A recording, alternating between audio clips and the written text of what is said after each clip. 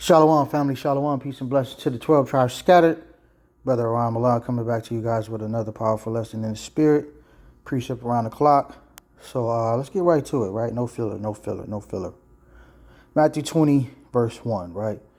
It says, "For the kingdom of heaven is like unto a man that is an householder, which went out early in the morning to hire laborers in the vineyard," right? So we already know the vineyard is the kingdom. You know what I'm saying? Right? We trying to build up this vineyard, and Yahweh Shah is that householder, and he's hiring us, right? Picking and choosing who he wants to actually work in his vineyard. You see what I'm saying? So he hired us because, we don't choose Christ. Christ chose us, as it says in John 15. You don't choose me. I chose you. You know what I'm saying? So he chose us. He seen something in us, give us the knowledge, wisdom, and understanding for whatever reason to go ahead and to be a partaker and a laborer in his vineyard. So we got fiduciary responsibility to the Most High and Yahweh Shah, our King, to go out and put in that work, right? Go out and put in that work. Verse 2, "And when he had agreed with the laborers for a penny a day, he sent them into this vineyard." You see what I'm saying? So the penny a day is representation of the kingdom. You see what I'm saying? This is the reward for the kingdom, essentially. Now, what does that look like in real time for men and women, right? For men and women. Well, I'm going to use BOW as a template, right? I'm going to use BOW organization as a template and how we use these type of scriptures to kind of like bring it all home for us, right?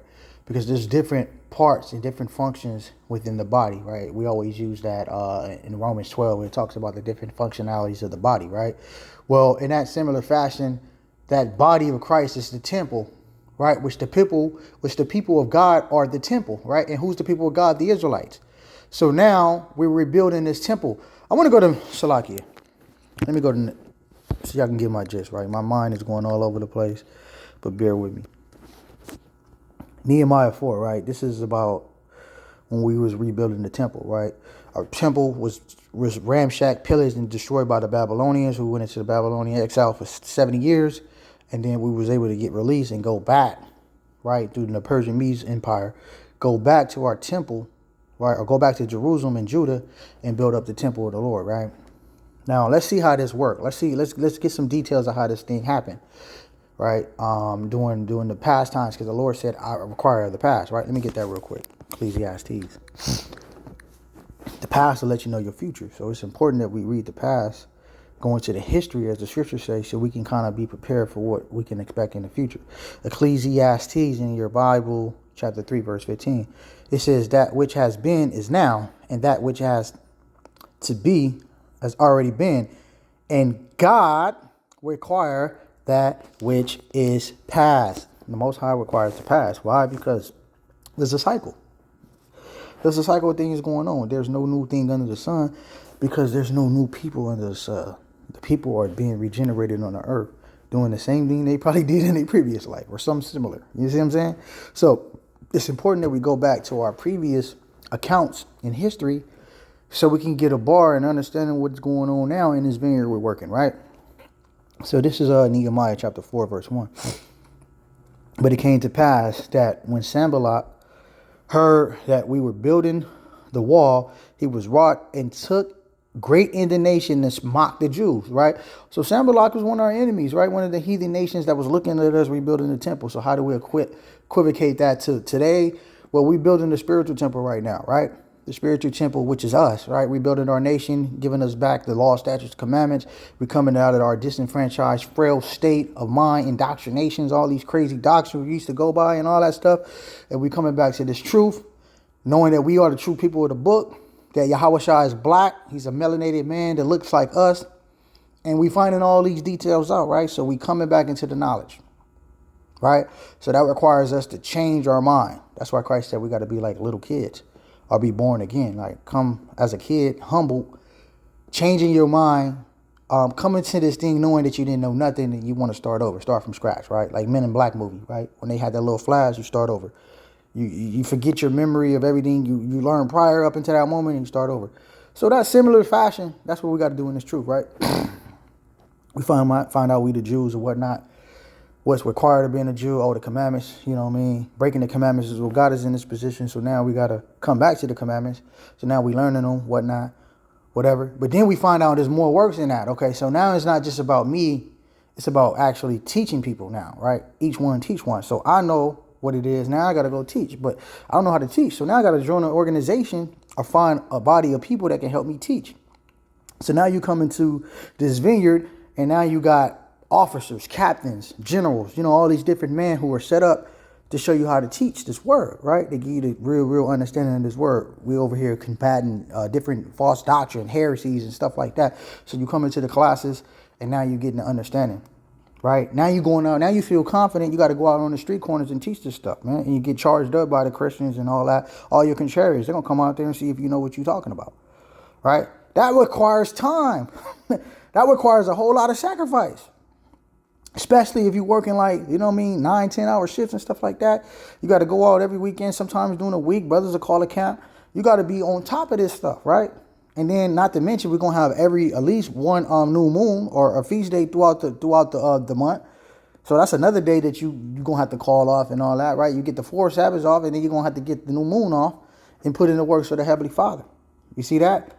That requires a whole lot of stuff. How does that look for the women? Women got to be on deck for sewing. Women got to be on deck for building up their husbands and, and being available for their husbands. You know what I mean? Spiritually, physically, mentally, all these different things, man. Understanding the sacrifice that their husband got and not putting too much burdens on their husband unnecessarily. Because I know women be wanting the time with their husband. They want to spend time. They want to talk to him. They want to hug on him. They want to caress him. But they understand that. And my husband, he got a husband he got to serve, which is Christ. So the wives got to be understanding of that. And it's like, as much as I want to spend time with my husband each and every day and all day, I understand that he has bigger and better things than me, right? Which is a big thing to kind of adhere to and be aware of, you know what I mean? But that's a good wife. A good wife will be understanding of that, the mission is bigger than me. So I'm going to just ride the wave of my husband, right? And not give him unnecessary BS for no reason. Especially when I know he ain't out there trying to go chase chicks. He out there going to, bring more people and more laborers into this vineyard. You see what I'm saying? So that's important. But look, let's go back to the point, right? History. Nehemiah 4:1. It says, but it came to pass that when Sanballat heard that we builded the walls, he was wroth and took indignation and mocked the Jews. And he spake before his brethren and the armies of Samaria and said, what these feeble Jews? Would they fortify themselves? Would they sacrifice? Would they make an end in a day?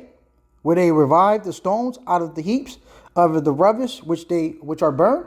So he's talking crap about what we doing, pretty much, right? He like, man, look at these damn wetbacks and niggas, man, on the street corners with Bibles. Translation, right? I'm applying it to today's time. Trying to build up their nations, trying to get the women off the strip pole.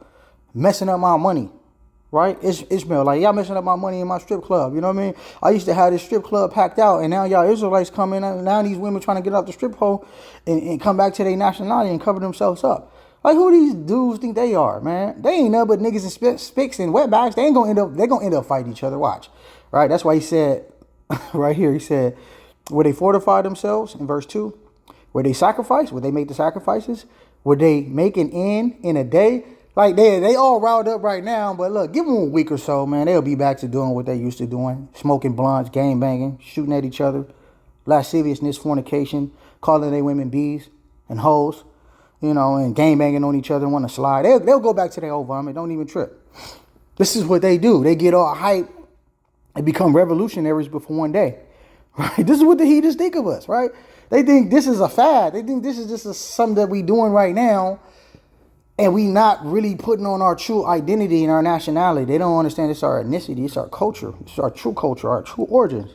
But they looking at us like just bigots, racist niggas with Bibles. They go out there and know the Bible and yell out appropriate words to the white man. That's how they look at us, right? So they like, are they gonna revive the stones? Meaning, the stones that was burned down previously. Right, the Babylonians burned down our temple. They are they gonna go get all the wasted material and try to build from there? What they doing? These niggas is crazy. These wetbacks and niggas is crazy. They got these microphones out here yelling all these crazy words. These niggas is burned out their mind. This is what the other nations say and think about us. I promise you, right? Verse 3. You know how I know this?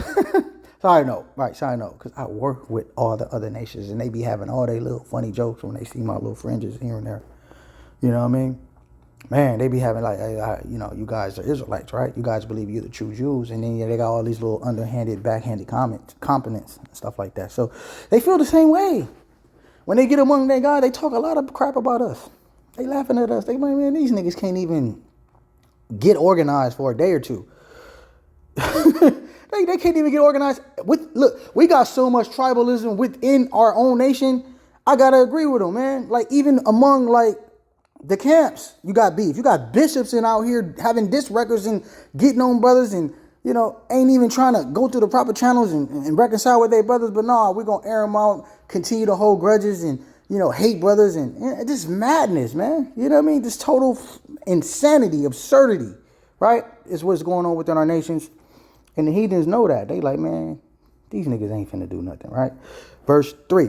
Now Tobiah and the Ammonites was by him, and he said, even that which they build, if a fox go up, he shall even break it down. Like, man, even what they trying to build right now, all we got to do is throw a rock at it.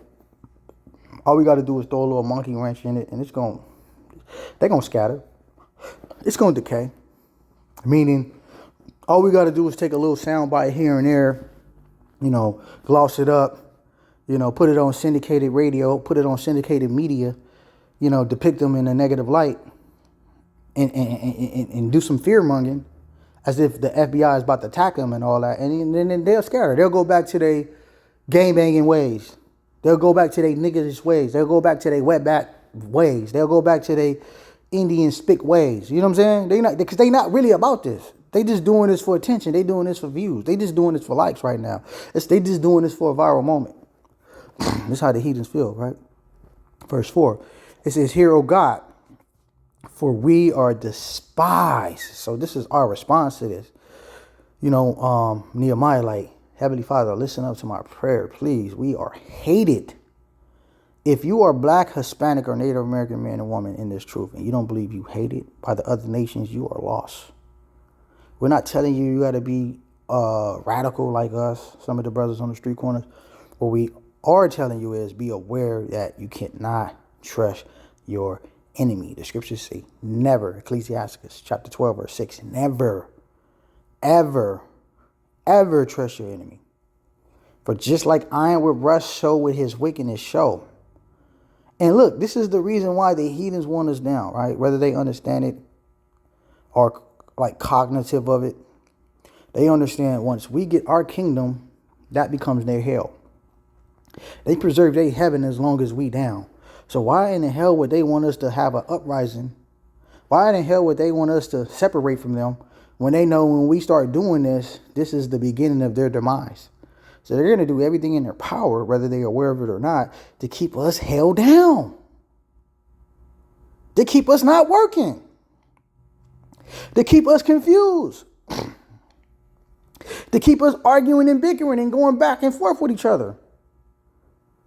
They're going to do everything in their power to keep this going. And y'all got to be aware of that, man. Y'all got to be aware of these tactics and these devices, man. Y'all read it in the book of Psalms 82. Or 83, rather. Right? Psalms 83 tells you. All of the nations conspired. They have a confederacy.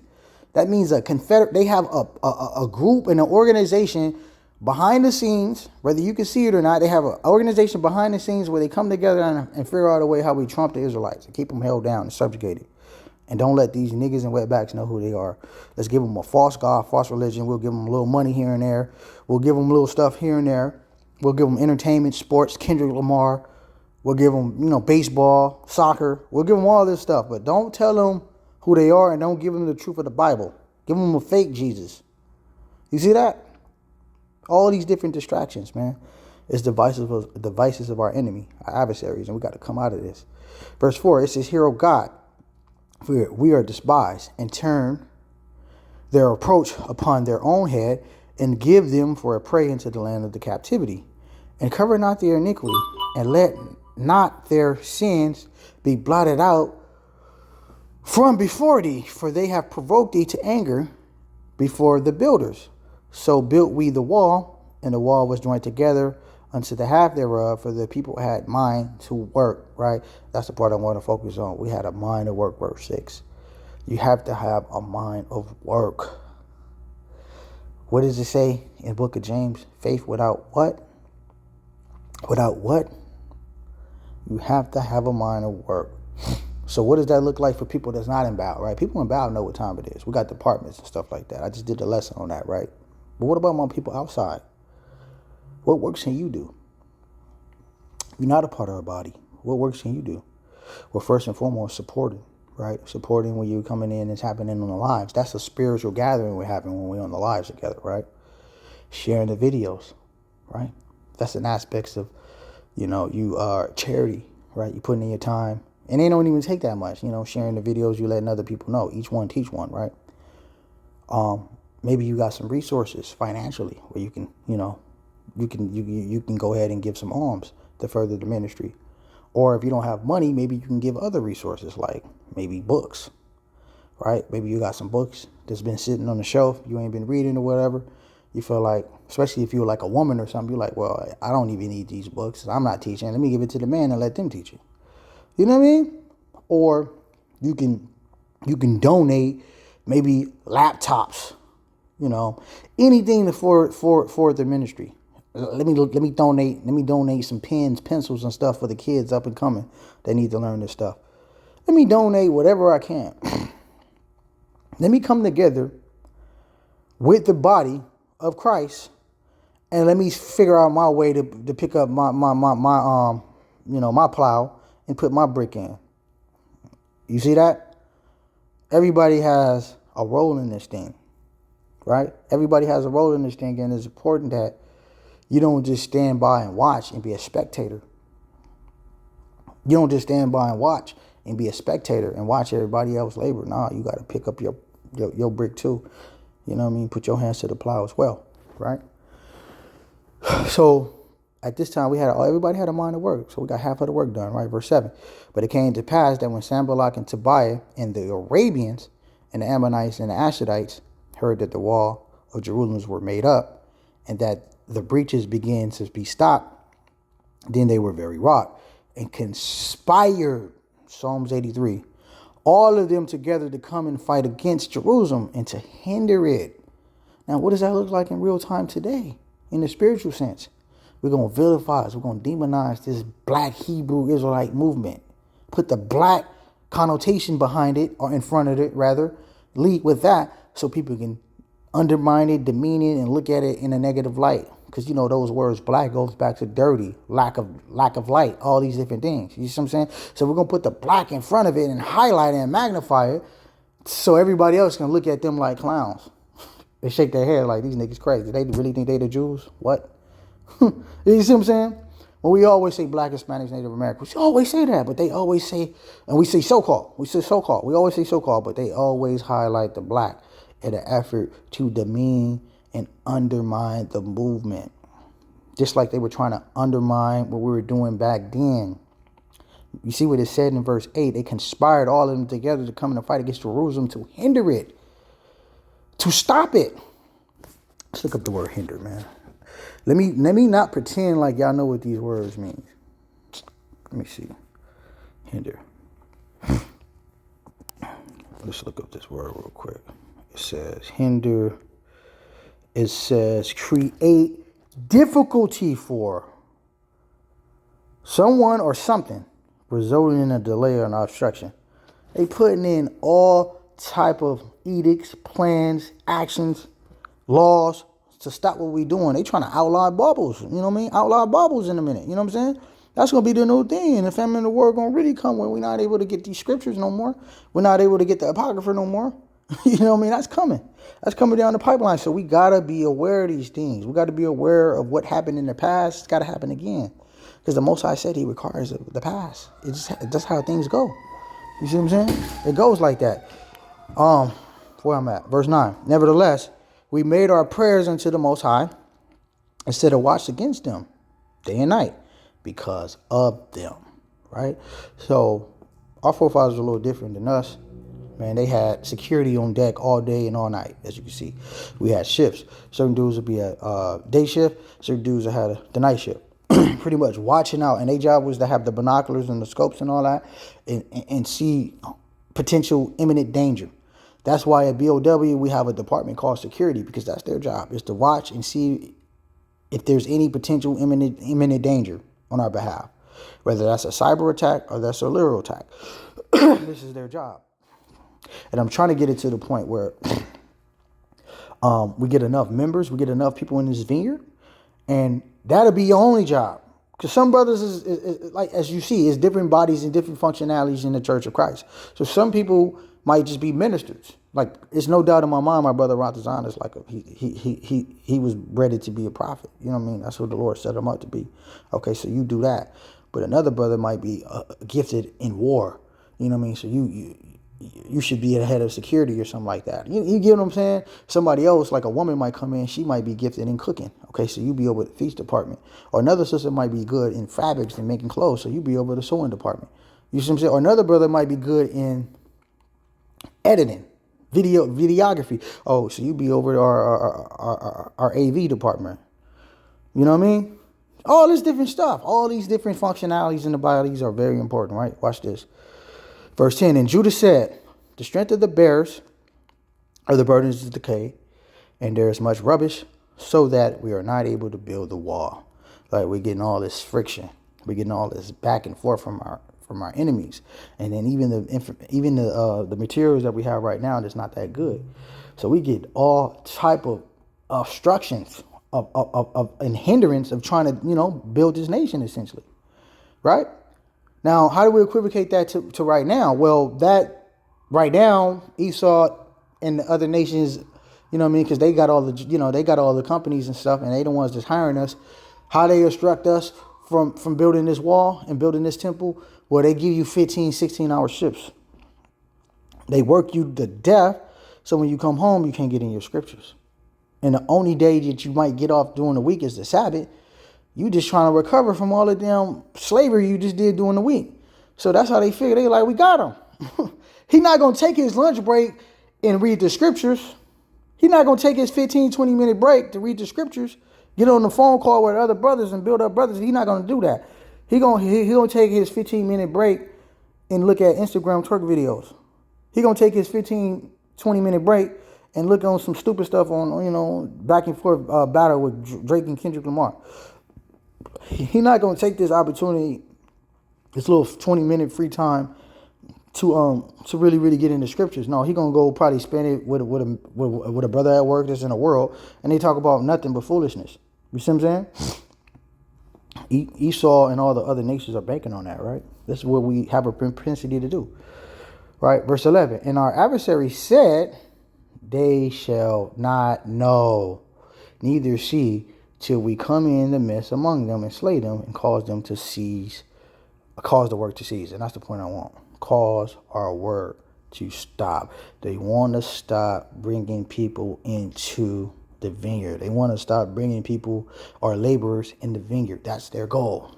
That's their job. Let me vilify and demonize this movement so we can stop having laborers. Let me cause schisms and quorums within the camps so we can stop having laborers. Let me work them half to death when they on the plantations so they can stop doing the laboring for their heavenly Father and their King Hamashiach, the King. We got to be aware of these wicked devices. As I said in the book of Peter, we're aware of all the devices of our enemy. We're not strangers to these wicked devices because we read the history. In the history, like the Lord said, he requires it to pass. The past got to come again. It's a cycle, right? Verse 12, and it comes to pass that when the Jews which dwelt by them, they said unto us 10 times, for all the places whence ye shall return unto us, they will be upon you. Therefore set I in the lower places behind the wall, and on the higher places I even set the people after their families with their sword, with their spears, and with their bows. And I looked, and I rose up and said unto the nobles and to the rulers and to the rest of the people, be not ye afraid of them. Remember the Lord, which is great and terrible, and fight for your brethren, your sons and your daughters, your wives and your households, right? And it came to pass when the enemies heard it, that it was known unto us, and God had brought their counsel to naught, that they return all us to the wall, everyone unto his work, right?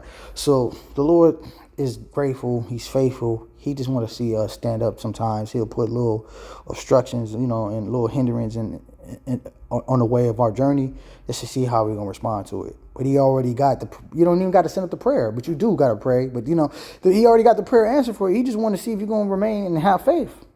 Because faith without works is there. You got to have faith in the works. You got to have belief. Okay, this is just a little small setback. We're going to figure out a way to lay this and step out of this and get back to work. You see what I'm saying? This is a point I want to get to. I'm trying to find it in this verse because it's a long chapter. I think it's like 30 verses. Let me see. No, it ain't that long. All right, so we have verse 16. I'll keep reading. I'll find it. Verse 16, it came to pass from that time forth that half of my servants wrought in the works, and the other half of them held both the spears and the shields and the bows, and the hanger bronze on the rulers were behind all the house of Judah. So you had some of the dudes that was getting to work, and you had some of the dudes that was holding all the weapons and artillery just in case the heathens came and they wanted smoke. Right? Now look, we talking about rebuilding a temple, right?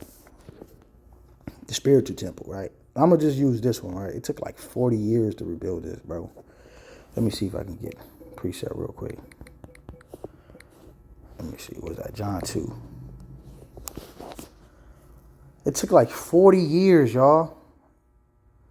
It took like 40 years for them to rebuild this temple. 46 years, I think it said in the book of John. Let me see. Let me get it. Yeah, here we go, right here.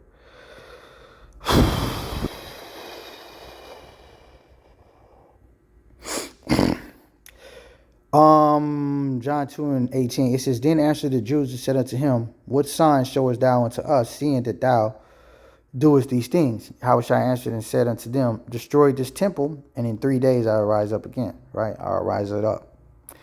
Verse 20.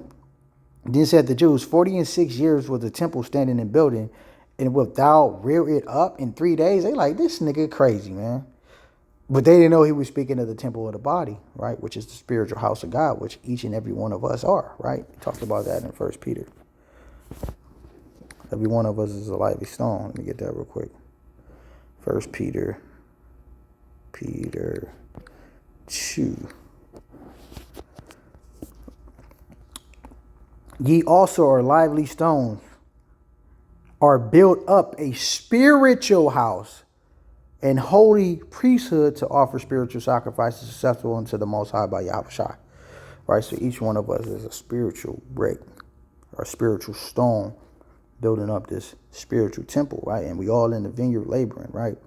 Now, look, I brought this up because it said it took like 47 years, bro, to build up the temple. 47 years, and you see all the stuff they was going through in Nehemiah. Let's go back, right? Let's go back. It took them like 47 years, right? Now, this the cool thing about this truth requires a lot of faith, right? Because, let me see. I had something pulled up right here, right? So I was looking up something. I asked Google a question, like how many subcontractors do you need for like just a normal size house? It says it takes an average of 22 subcontractors to build a house from scratch, according to the report of National Association of Home Builders. So you're going to have your one general contractor that's pretty much overseeing all the operations, but then you're going to have like another 22 to 25 underneath that. So let's get a bar of some of those, right? So what is the subcontractors, right? So you're going to have somebody that's going to do the security installation, right? Somebody that's going to do the carpentry. Somebody that's going to do the HVAC work. Somebody that's going to do the electrical wiring. Somebody that's going to do the plumbing. Somebody do the technology. Somebody that's going to lay down the foundation. Somebody that's going to do the drywall. Somebody that's going to be the masonry. Somebody that's going to do the concrete. Somebody that's going to do the roofing. Somebody that's going to do the countertop. You get the point, right? Ceramic tiling. You get the point. We keep going on. Flooring, painting, landscaping. kitchen, cabinets, all that, right? Exterior, framing, exterior, interior doors. You know what I mean? Then we got to finish the carpentry. Like this is just 12 functionalities. It's so many different damn departments that you got to have within building a temple or building a damn house. And they usually take about 3 to 4 months, maybe 6 months, depending on how big the house, to build up one house from scratch. Now, these people get paid money in advance, usually, to do this, right? The cool thing about the temple that we building up, let me go back to the scripts. You don't get no money right away. So this requires a lot of faith. It's not like the Most High going to put 100,000 in your account and say, hey, go into the vineyard and go work. Remember, he said, at the end, I'm going to give you the penny. At the end, you get the reward. He that endures to the end is going to get the reward. So this requires faith. So you might get burnt out. Come into this thing on fire, bringing all these precepts, studying all day and night. And then you get enticed by some other wickedness and foolishness that don't mean nothing. And now you're not laboring as hard as you used to. And then you're like, damn, ever since I became an Israelite, man, I've been broke, poor. You know what I mean? Losing jobs. You know what I mean? Trying to get the Sabbath days off and all that. I'm having all these issues, bro. Now you're getting enticed by wickedness. Now you're getting enticed by other things. It happens. It happens, man. That's the job of Satan, man. He's your adversary. His job is to distract you. Have you go off into some foolishness. You see that? So this is cold. You see all of those different operations in building the house. Every single one of them is paid by the contractor. Right? Or paid by the homeowner or whatever, and the contractor kind of divvy up the funds and be like, oh, this is going to cost this much, okay? We're going to advance you and write you a check for this. Oh, the carpentry, oh, we're going to advance and write you a check for this. Oh, you're doing the cement and the sidewalk, oh, you're doing the landscaping, we're going to write you a check for this. Break down each different aspects of the house and how much it costs or whatever, right? That's the job of the general contractor. Break up all this money. Divvy it up to every different, person that's supposed to be, coming in and building, right? But the cool thing about this building that we building, you don't get the bag right away. This is spiritual dollars, man. We set up the treasures in the kingdom. Get that. So this requires faith because this is spiritual dollars. You don't see this money right away. This is that spiritual heavenly dollars that take a little bit of time to get to. Right now, of course, you get media perks and benefits from serving the Most High. Like, for example, you might have been a wicked, crazy nigga in the world or whatever. Now you live in a lifestyle of structure, so you ain't worrying about looking over your shoulders and stuff like that no more because you ain't in the streets no more. You ain't out here spreading lawlessness and wickedness, and you're not defiling your body with drugs, tattoos, or fornication. You know what I mean? So your body is able to replenish and get better. You're making smarter dietary choices. You know what I mean? You live in a structured life, right? Your life is kind of low-key boring now, but it's good. It's good because it's discipline. Right? You're sticking to the discipline principles that the Most High has given us through the scriptures. And now everything changes. Right? So you get those immediate perks. Now you adding wisdom and age to your life, right? So now you appear to be smarter amongst your peers and all that. And they taking notice of what you're doing. You're making smarter choices. But the bag, right? The bag ain't really getting there, right? Right? The spiritual bag comes later. Right, this is Matthew 6. Let me see. 19, it says, lay not up for yourself treasures upon earth, where moth and rust do corrupt, and where the thieves break through and steal. But lay up yourselves treasures in heaven, where neither moth nor rust nor corrupt, but where thieves do not break through nor steal. For where your treasure is, there will your heart, your mind be also. So you got to get your mind back to the scriptures, man. You know what I'm saying? You got to get your mind back to the scriptures. I struggled with this in the beginning. You know what I mean? Still to this day, right? Because you want to get the bag. You got family and all that. You want to take care of your wife and kids and all that. So you want to get to that. But then you focus too much time on that and forget to labor in the vineyard. Now you a piss poor laborer. You giving subpar performance to the Most High. And Yahweh Shai, and he chose you. For what? You gonna make him look foolish in front of his father? He said, man, come on, don't make me look crazy in front of my heavenly Father, man. Go out here and put in this work so I can be like, oh yeah, that's my faithful servant right there. He's solid. You don't want to get those words, I never knew you. Depart from me, unfaithful servant. I don't know who you is. You wicked. You don't want that, right? Right? So this is the cool thing about this truth. So how does that look in real time? Men, I'm gonna focus on the men first, because y'all important, right? The building blocks of what we doing, y'all see all the different functionalities. But the first building block of what we doing is going on and preach the word and gather the sheep. But then we got to retain the sheep. So now we got to have the church. We got the church building, right? The standing, whatever, rendition of the temple. We got a little school. And Bow got a little school or whatever. We're trying to open up more schools for the people to come in and repent. Learn how to be real Israelites, right? Because being real Israelite is more than just watching YouTube videos. It's more than that, right? It's actually work and things that's required. Like our sisters, they got to labor and raise up the kids. They got to come together all as one. And then, have little classes for the kids and teach them the 10 Commandments and all that. Teach them about the stories of the Maccabees, give them information that they can be raised up with our culture. You know what I mean? Knowing the scriptures. They ain't got to go into no intricate double entendres and prophecies and stuff like that. But they can give them the basics of the milk. Give them the laws. You know what I mean? Give them the dietary law. Give them the civil aspects of the law. How to handle things civilly. Like, these are the things that the women got to do for the kids. You see that? Have schools and institutions for the kids. Show them the way so they can be familiar with their history. Show them how to dress appropriately, right? But how you going to do that if you ain't a part of nobody? How you going to do that if you're not prepared to work and sacrifice? It talked about that earlier, right? It says, look, we were sacrificing. Look, the heathen says, and he spake before his brethren in the army of Samaria and said, what these feeble Jews doing? What these weak niggas doing? Translation, where they fortify themselves? Are they going to set up military bases and structure themselves? Where they fortify themselves? Where they sacrifice? That's the word I wanted. Would they make sacrifices? Are they going to really make sacrifices to do this? Because this is hard work, building this vineyard.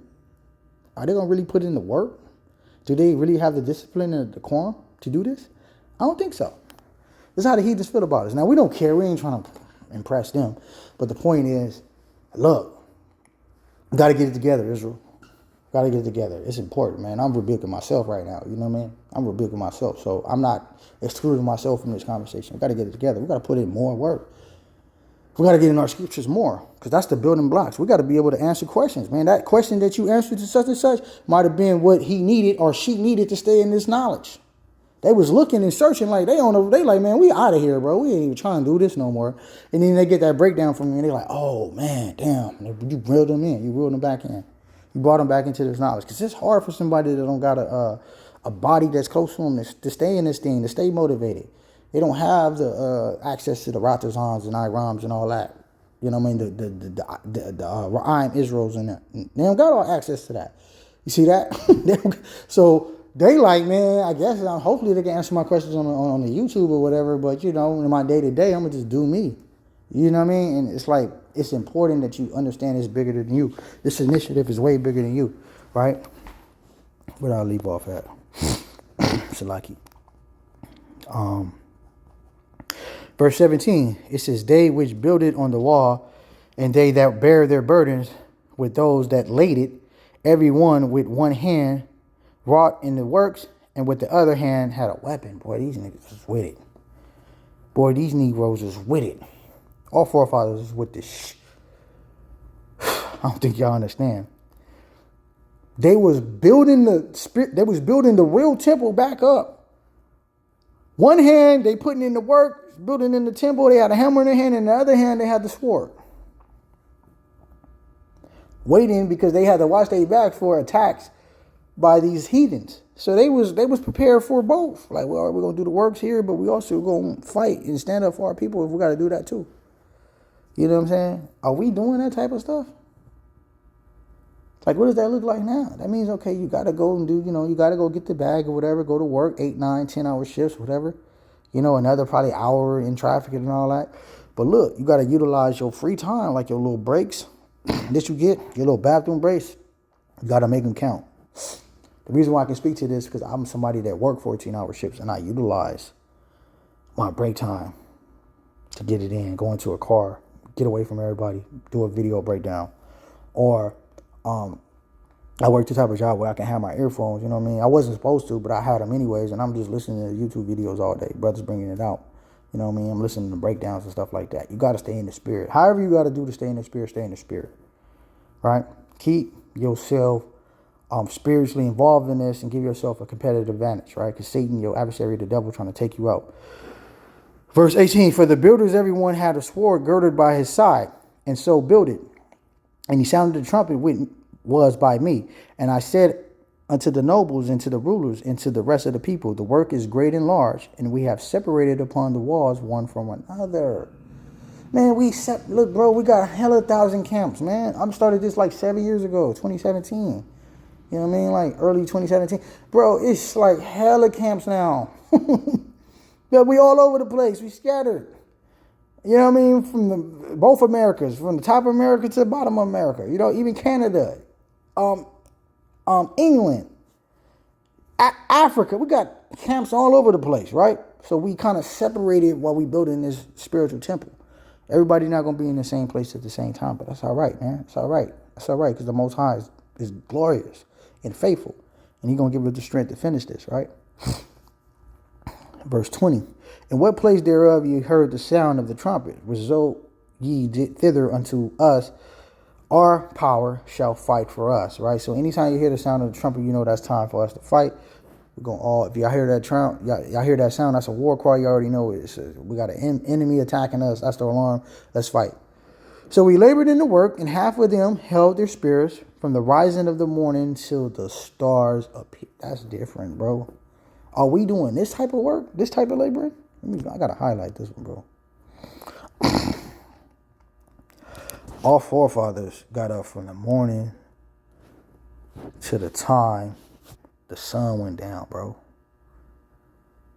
Not only to the time the sun went down, to the time you can see the stars. You know, because, you know, you see the stars real clear, like later on during the time of the night. Man, that could have possibly been from like 6 a.m. to about 10 a.m. to 10 p.m. 6 a.m. to 10 p.m. is crazy work, right? But we crying about, you know, coming on the Sabbath. We crying and complaining about there's too many feast days. We crying and complaining about, you know, taking tests. We crying and complaining about just stupid stuff. You know what I mean? Stuff that's meaningless. Crying and complaining about our little departments and our little roles that we got in Bow. You know what I mean? What are you crying and complaining about when our forefathers was serving from the morning till the stars appeared? We ain't got nothing to cry about. We ain't doing this type of work. Like, we ain't doing nowhere near the type of work they was doing. You see what I'm saying? Likewise, at the same time, said I unto the people, let every one with his servant lodge within Jerusalem, that in the night they may be a guard to us and labor on the day. So these, you know, they had like little ships. Like, you're gonna serve at night, you're gonna serve during the day, just so we can have protection, 24 hours round the clock protection, because we never know when our enemies might attack. They usually like to attack when we sleep and we not paying attention, so we're gonna be on par and be on go and ready, right? Verse 23. So neither I nor my brethren nor my servants nor the man of guard which follow me, none of us put off our clothes, save everyone to put them off on washing. He said, bro, we didn't even change our clothes, bro. I ain't even changed their clothes. So how does that look in real time to my BOW members, right? Y'all want to go home and get cute for like feast days, right? We might have a feast day during the week, like on a Thursday. And you work from like maybe like 8:30 to like 4:30 or 5, something like that, right? Then you in traffic from 5:30 to about 6:30 to get home. Instead of you saying, I'm gonna go straight from work to camp, go straight from work to the school. No, I got to go home and get pretty, get showered up and all that madness. No, you can't do that, man. Especially when our forefathers wasn't changing their clothes when they was building this temple. Sometimes you ain't going to be able to do that. There's been plenty of times, bro. I'm like, damn, man, I'm just going to have to labor and thug it out. I ain't going to be able to go home and shower like I want to. I'm going to have to go to the feast stinking. I tell my wife to bring some wipes or something. So what? She still don't love me? You know what I mean? I can't even do nothing with her on a feast day anyway. You know what I'm saying? It's a holy day. So I'll have my time to get back to her and, you know what I mean? Whatever. But sometimes you ain't going to be able to get cute. My brother Tazawar, shout out to him, man. He labored all day for Passover. He wasn't able to go home and wash his, you know what I mean? He had to thug it out. 24-hour shift, and he was there with me in the church the day before. So he went to go get the lamb, did all type of stuff, driving back and forth, cooked the lamb, stayed up all night. You know what I'm saying? It's like that. It gets like that. That's how our forefathers was giving it up. So you got to understand, Lord requires it to pass, man. Put your brick in. Understand that you ain't going to get your dollars right now. That's the faith. You're not going to get the perks and benefits right away. The spiritual heavenly treasures that, hey, look, Yahweh Shai said, I'm going to give it to you in the end. The end of the day. Let me go back to Matthew. Matthew 20, I believe, is where it's at. Let me see. Matthew 20:1, it says, for the kingdom of heaven is like unto a man that is an householder, which went out early in the morning to hire laborers into this vineyard. And when he had agreed with the laborers for a penny a day, he sent them into the vineyard. You got to wait to the end of the day to get your bread. So you got to wait to the end to get your bread. You're not going to get it right now. Like you gotta have faith that, okay, every little works that I'm doing, every sacrifice I do, that's my spiritual bag being, added to. You know what I mean? I'm adding up my spiritual bag. Whatever. I'm adding up my little spiritual bag. You know what I mean? And the Most High he gonna cash out on the account when it's time. But I gotta have faith that I'm gonna have, $3 trillion in there when it's time. I gotta have faith I'm gonna have $100 trillion in there when it's time. That takes faith though. The spiritual dollars is not gonna come right now. Most High might give you a little, little 100,000 here or there, 30,000 here and there, but that real bag that you want, the kingdom, the everlasting life, the unlimited money, you're not gonna get that. You're not gonna get that right now. That's where the faith come in at. So you got to go into this vineyard and labor and pray, fast, occupy yourself in these scriptures, occupy yourself in these works, whatever works that needs to be done, because there's a lot of different functions within the body. Y'all see how we use the example of building a house? There's so many different damn functions of building the body, man. You got to figure out a way to get in when you fit in and then exceed. Exceed. Don't do the minimum. Go harder. Family that's not a part of y'all online, family that's online watching and all that, y'all can help by being charitable, right? I would want y'all to join the camp, but if the Most High ain't putting on your spirit to do that, well, look, charity, believers of the way, what is it? BOW Feast, man, go ahead, cash app it. Zelle, believers of the way, 144K at Gmail. Zealot, right? Or if you got other things, maybe a laptop you don't use, send that. We can use that. Some extra mics, a speaker, whatever, some books. Whatever to forward this ministry, let's come together. Because if we all put our brick in, we will be able to take the kingdom. Remember Yahweh Shai said we got to take the kingdom. Daniel 8. Is it Daniel 7? Might be Daniel 7. We got to take this kingdom, man. Ain't nobody finna give us nothing.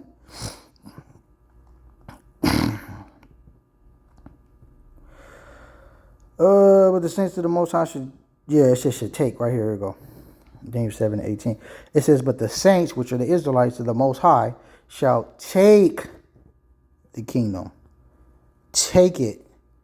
We can't ask for it. What does it mean to take? We got to lay hold. We got to remove. We got to put... Man, we got to go hard, bro. We're going to have to do some extra out stuff, man. Right? We're going to have to do some extra out stuff to get this kingdom. And possess the kingdom forever and ever and ever and ever. You know what I mean? Just to kind of emphasize it. So you see what it is. You know what it is, man. I'm going to yield right there. Hopefully y'all was edified, family. Let's get back. I did this through the spirit, just thinking about that vineyard, man. And Yahweh Shai vineyard, laboring, man. Buying books, markers, reading, phone conferences, text message, whatever, email. It's going to take every inch of you to build this up. Oh, you need Sabbath day letters, what you need. You need vaccination letters, what you need. You know what I mean? We got these institutions set up in place to help y'all, man. But y'all got to help yourselves, too. Y'all got to get out your own way and understand, hey, bro, this truth ain't about just looking and watching on the sideline. This truth about putting in work. Okay? Very important, man. So I'm going to leave it right there. Shalom, Akim. Shalom.